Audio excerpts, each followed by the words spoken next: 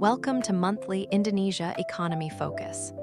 I'm your host, here to share the latest news about Indonesia's economy.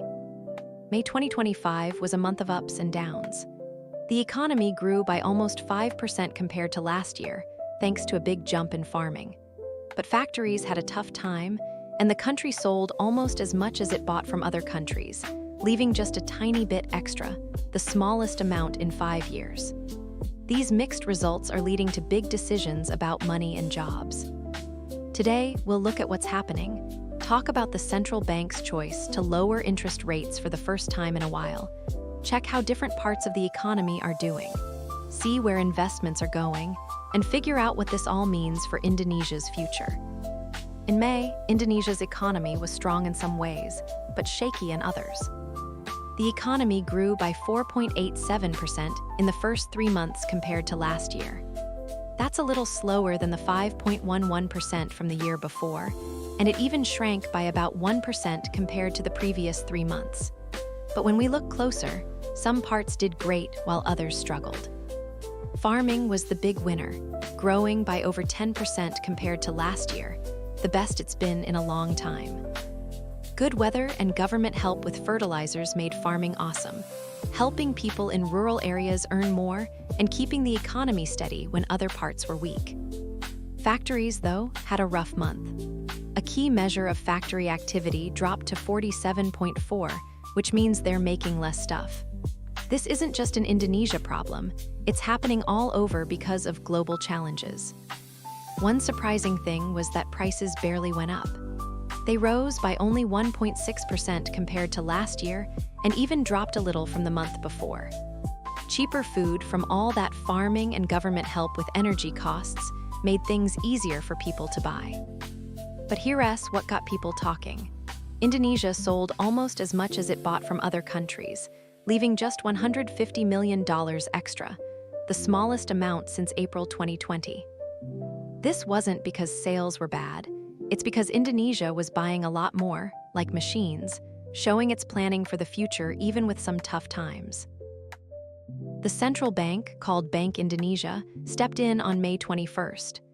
They lowered interest rates by 0.25% to 5%, the first cut in months. They did this because the economy was slowing, factories were having trouble, and it shrank a bit compared to the last 3 months. Since prices were only up by 1.6%, which is okay with the bank's goals, they could help out. Prices were interesting this month. They actually fell by a little over 0.33% from April, mostly because food was cheaper from the great farming season and the government kept energy costs down. The steady prices, not counting food and energy, stayed at 2.4%, so there wasn't much worry about prices jumping up. Back in April, prices had gone up by over 1% in 1 month because the government raised electricity costs by 6.6%. This shows a tricky spot.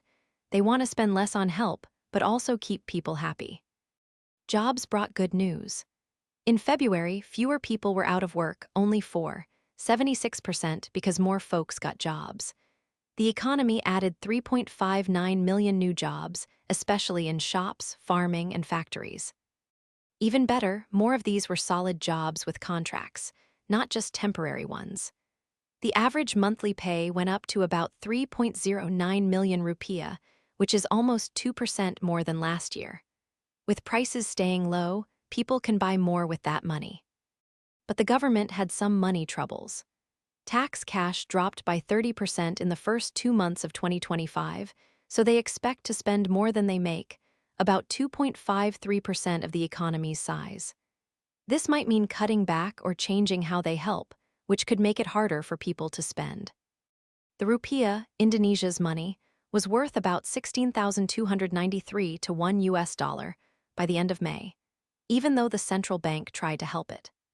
The country's backup cash dropped to $152.5 billion by April's end, down from $156.1 billion in February, as they used some to keep the currency steady and pay debts. Different parts of the economy went in different directions, and technology is speeding things up. Farming grew by over 10% in the first 3 months compared to last year. Rice jumped by 12.3%, corn by 15.6%, rubber by 6.2%, and palm oil by 8.1%. But forestry shrank by 2.4% because of new rules to protect nature, showing the balance between growing and caring for the environment. Factories didn't do so well. That measure of 47.4 means they're making less, with fewer orders from other countries. Some factories, like food and drinks, grew by 6%, but cars dropped by 1.5% because of missing computer chips, and machines fell by almost 1%. Factories are only using 62% of what they could make, which is less than last year. Plus, costs went up. Electricity prices rose by over 8% in a month, making it tougher for them.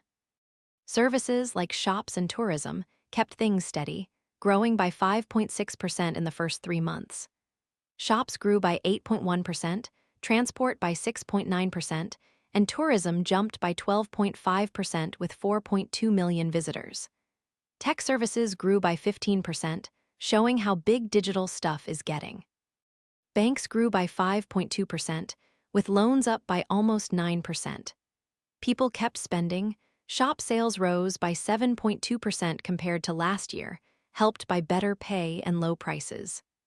The digital economy is growing fast, expected to hit $130 billion by the end of 2025, 20% more than last year. Online shopping reached $63 billion in the first 3 months, up 32%, with most of it on phones. More people are using apps to pay, with one payment type growing by over 175% compared to last year. There are now 70 million digital wallet users, up 15%, and tech loans hit 90 trillion rupiah by May, helping 35 million people. Some loans, 2%, aren't being paid back, so that's something to watch, but the growth is huge.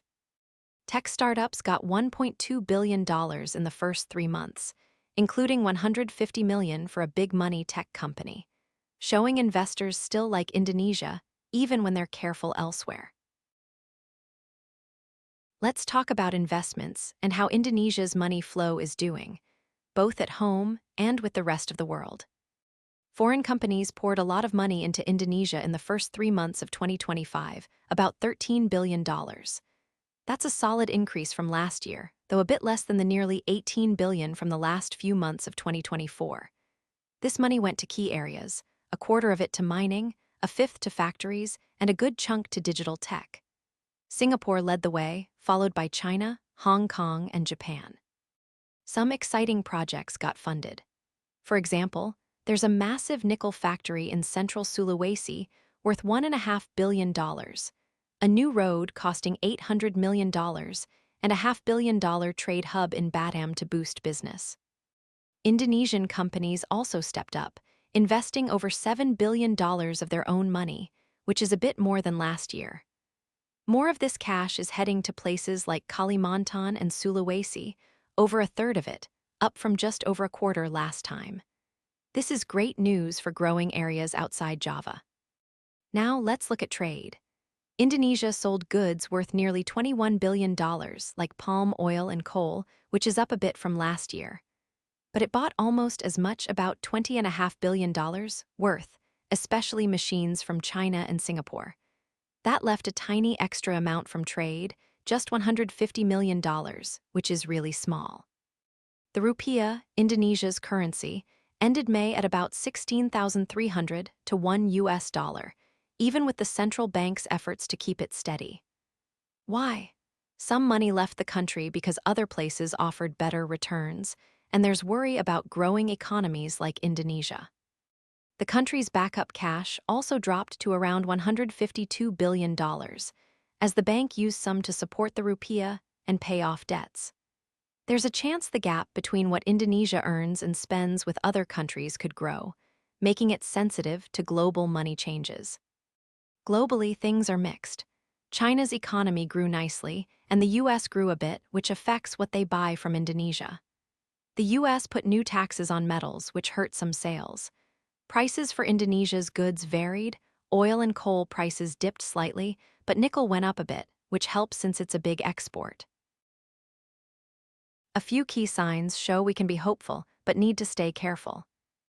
Experts think the economy will grow by 4.8% to 5% compared to last year until August, with services and spending staying strong, even if factories struggle. Prices should rise by 1.5% to 2% in June, then 2% to 2.5% by August as the government tweaks some costs. The rupiah should stay between 16,200 and 16,400 to $1, with the bank keeping it steady. Trade might have a small extra of $200 million each month, but it could shrink by August due to normal buying patterns. Some signs are mixed but a bit hopeful. Factories are still at 47.4, but services are at 61.5, and people feel good about spending, with a score of 121.7. Loan requests are up by 10%, and 45% of companies plan to make more stuff soon. Watch for big updates. Economy numbers on August 5th, price changes on June 2nd, and trade on June 16th. The government will update money plans on June 30th and July 15th, and the bank will decide on rates on July 17th. Good things could come from more tourists and new projects. But risks include higher oil prices making things cost more, or money leaving if other countries change rates. May 2025 showed Indonesia's economy is strong and can handle changes, even with global challenges. 3 big points will matter in the months ahead. First, farming did awesome, showing Indonesia's solid base and how government help pays off. This helps farmers and keeps food prices steady for everyone. Second, even though factories are down, it's a global issue, not just Indonesia's. People here are still spending, and services are strong, protecting the economy. Indonesia relies more on itself now, which is great. Third, more people using tech, like online shopping and apps, is changing the economy for the better and could help it grow for years. The government and bank acted smart. The rate cut helps since prices are low, and they're careful with money even with less tax cash. With different strengths and support from its people, Indonesia has good reasons to look forward. Thanks for listening to Monthly Indonesia Economy Focus. Join us next month as we keep following Indonesia's economic story.